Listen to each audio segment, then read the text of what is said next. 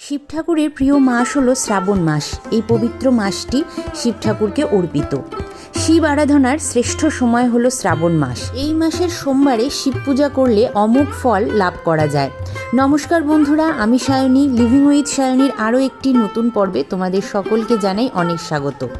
শ্রাবণ মাস যেহেতু দেবাদিদেবের মাস, তাই এই মাসের সোমবারে পঞ্চামৃত, ধুতুরা, বেলপাতা, আকন্দ, নীলকণ্ঠ দিয়ে দেবাদিদেবের পুজো করা হয়। তবে শুধু শিবলিঙ্গেই নয়, মহাদেবের চিত্রপট বা মূর্তিতেও খুব সহজভাবে এই পূজাবিধি সম্পন্ন করা যায়। চলো বন্ধুরা, আজকের ভিডিওতে আমি সেই বিধি এবং পদ্ধতিই তোমাদেরকে দেখাবো। তোমরা অনেকেই আমাকে অনুরোধ করেছিলে যে চিত্রপটে পূজাবিধির নিয়মগুলো দেখাতে, কিন্তু আমার শরীর বড্ড বেশি খারাপ এই একটা মাস হলো। এই ভিডিওটি বানিয়ে তোমাদের সামনে উপস্থাপন করতে আমার একটু দেরি হয়ে গেল, তার জন্য আমি আমার সকল বন্ধুদের কাছে ক্ষমা প্রার্থী। চলো মূল পর্বে যাওয়া যাক। আশা করছি আজকের ভিডিও থেকে তোমরা সকলেই উপকৃত হবে।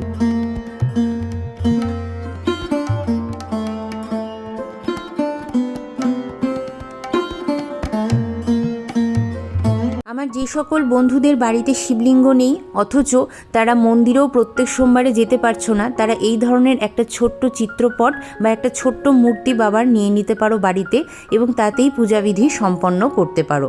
পূজা প্রারম্ভের পূর্বেই আমরা সকলের আগে এখানে একটু আচমন করব। হাতে নিচ্ছি গঙ্গা জল, বলবো তদ্বিষ্ণু পরমং পদম সদা পশ্যন্তি সুরয় দিবিব চক্ষুরাতম ওম বিষ্ণু ওম বিষ্ণু ওম বিষ্ণু। এরপরে হাতটিকে আবারও একবার একটু গঙ্গা জল দিয়ে ধুয়ে নেব এবং বিষ্ণু স্মরণ করে নেব। বলছি অপবিত্র পবিত্র বা সর্বাবস্থাঙ্গত পিবা যৎসরেত পুণ্ডরীকাক্ষ সবাহ্য অভ্যন্তর সূচি নমসূচি নমসূচি নমসূচি। তোমরা অনেকেই আমাকে বলেছিলে যে দিদি প্রত্যেক সোমবারেই কি ঘিয়ের প্রদীপ জ্বালাতে হবে? দেখো বন্ধুরা, প্রত্যেক সোমবার আমরা কেন ঘিয়ের প্রদীপ জ্বালাই, কেন দেবাদিদেবের পুজোয় ঘিয়ের প্রদীপ জ্বালানো উচিত, কিন্তু যারা পারছো না তারা এইরকম তিল তেলের একটি প্রদীপ প্রজ্বলিত করে নেবে।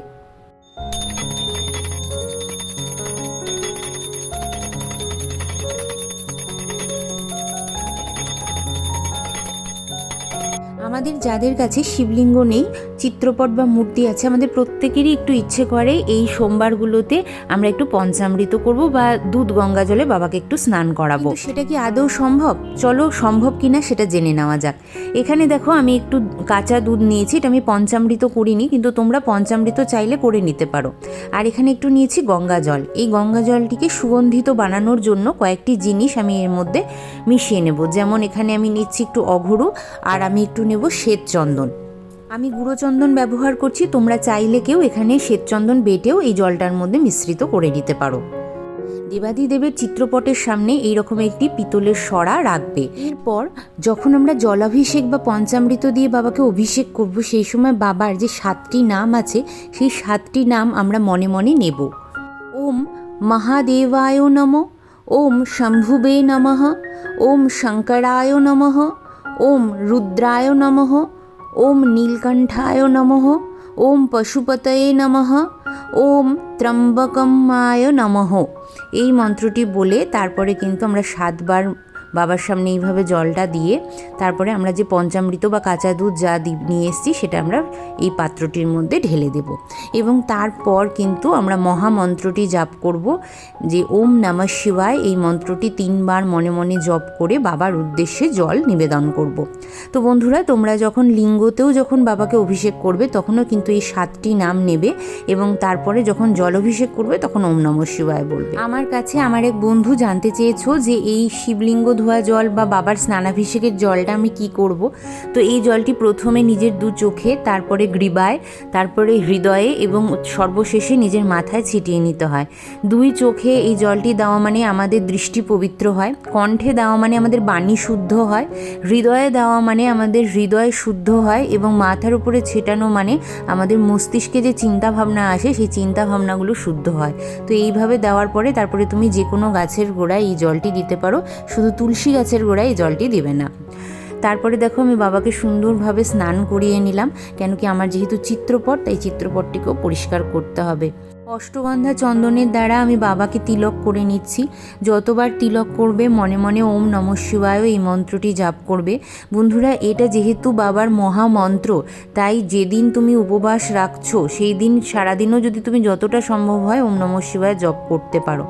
নন্দী মহারাজ আছে আমার ছবিতে, তাই নন্দী মহারাজকেও একটু চন্দনের তিলক করালাম। আর ত্রিশূলের 3টি ফলাতেও আমি এই চন্দনটি নিবেদন করলাম।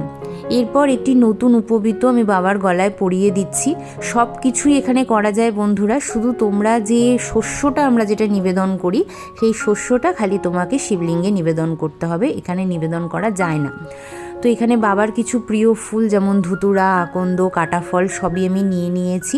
আর বিল্লপত্র ছাড়া তো বাবার পুজো হয় না, তাই একটু বিল্লপত্রও নিয়ে নিলাম।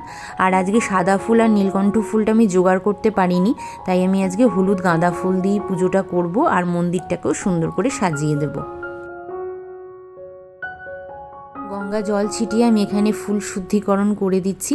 বন্ধুরা, এই পূজাটা একেবারেই সহজ সরল, তোমরা বাড়িতে এই পূজাটা অনায়াসেই করে নিতে পারবে এবং অবশ্যই এই শ্রাবণ মাসে তুমিও মহাদেবের কৃপা লাভ করতে পারবে। তো শ্বেত চন্দন তো এই পুজোতে ব্যবহার করতে হয়, তাই আমি একটু শ্বেত চন্দন এখানে বেটে নেব। আর এই যে ফুলগুলো যেগুলো নিয়ে এসেছি সেগুলোতে একটু শ্বেত চন্দন আমি ছিটিয়ে দেবো। তোমরা অনেকেই আমাকে প্রশ্ন করছো যে দিদি এক সেদ্ধ ভাত খাওয়া যাবে কিনা, আতপ চালের লুচি পরোটা খাওয়া যাবে কিনা। তো বাবার পুজো করার পর সকালবেলা বা দুপুরবেলার মধ্যে তোমরা দুধ, সাবু, ফল, মিষ্টি খেয়ে থাকতে পারো। তারপরে কিন্তু রাতের বেলায় বা সন্ধে পুজো হয়ে যাওয়ার পর তোমরা অবশ্যই লুচি, পরোটা, ভাত এইসব খেতে পারো, তাতে কোনো অসুবিধা নেই। বাবাকে শ্বেত চন্দন সহযোগে একটি আকন্দ ফুলের মালা আমি এখানে পরিয়ে দিচ্ছি। তোমরা যদি প্রত্যেক সোমবার আকন্দ ফুলের মালা না পাও সেই ক্ষেত্রেও কোনো অসুবিধা নেই। বাবাকে একটু সাদা ফুল বা নীলকণ্ঠ ফুল বা কিছু না পেলে অন্তত একটু হলুদ রঙের গাঁদা ফুল তার পায়ে দিও আর একটি বিল্লপত্র দিও, তাতেই কিন্তু বাবা তুষ্ট হয়ে যান। এরপরে আমি ওম নমঃ শিবায় এই মন্ত্রটি জপ করতে করতে ফুল এবং বিল্লপত্র বাবার পায়ে নিবেদন করছি। বন্ধুরা, তোমরা যদি কেউ চাও এই সময় দীর্ঘায়ু কামনার জন্য একটু দূর্বা বা একটু সিদ্ধি পাতাও নিবেদন করতে পারো। আমি একদম সহজ সরলভাবে বাবার পুজোটা দেখাচ্ছি বলে আজকে সেই সমস্ত কিছু আর নিবেদন এখানে করে দেখাচ্ছি না, তবে কেউ তোমরা চাইলে সেটা নিবেদন করতে পারো। ওম নমঃ শিবায় শান্তায় কারণত্রয় হে তবে নিবেদয়ামি তৎমনা তং গতিস্তং পরমেশ্বর, এই মন্ত্রটি বলে আমরা প্রণাম জানিয়ে নিলাম। আর দেখো বাবাকে কি সৌম্যকান্তি পুরুষের মতন লাগছে, যেন অপূর্ব রূপ ফেটে পড়ছে বাবার চারিদিকে। তারপরে বাবার ভোগের কিছু জন্য আমি ফল, মিষ্টি এই সমস্ত কিছু জোগাড় করেছি। তো আমি 3 রকমের ফল দিচ্ছি। তোমাদের অনেকেরই প্রশ্ন ছিল এই গোটা ফলগুলো আমরা কি করব দিদি। তো তুমি এই ফলগুলো কেটে প্রসাদ হিসাবে খেতে পারো, সবাইকে বন্টন করতে পারো, নিজেও গ্রহণ করতে পারো। আর যেই ফলগুলো শুধুমাত্র লিঙ্গে নিবেদন করা হয়, মানে লিঙ্গতে ছোঁয়ানো হয়, সেই ফলগুলো নিজেকে গ্রহণ করতে হয় না, ওটা হয় মন্দিরে রেখে আসতে হয়। আর যদি বাড়িতেও তুমি কোনো ফল লিঙ্গে দিয়ে দাও তাহলে সেইটা হচ্ছে তোমাকে পরের দিন কোনো ব্রাহ্মণ বা বালককে দিতে হয়। এমনিতে যদি তুমি এমনি গোটা ফল এরকম থালার মধ্যে দাও তাহলে সেটা প্রসাদ হিসাবে পুজোর পরে তুমি এবং বাড়ির সবাই, এমনকি বাড়ির আশেপাশেও যদি কেউ থাকে, সেটা কিন্তু গ্রহণ করতে পারো। এখানে আমি বিল্লপত্রের দ্বারা বাবার ভোগ নিবেদন করছি, তারপরে আমরা আরতি করব।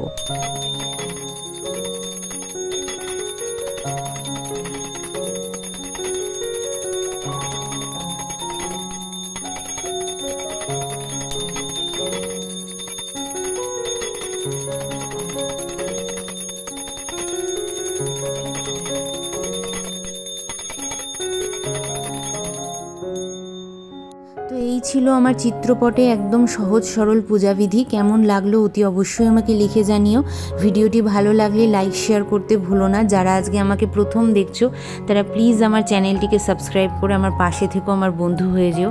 চলো বন্ধুরা, দেখা হবে আবারও একটি সুন্দর পূজাবিধির সঙ্গে। ততক্ষণের জন্য হর হর মহাদেব।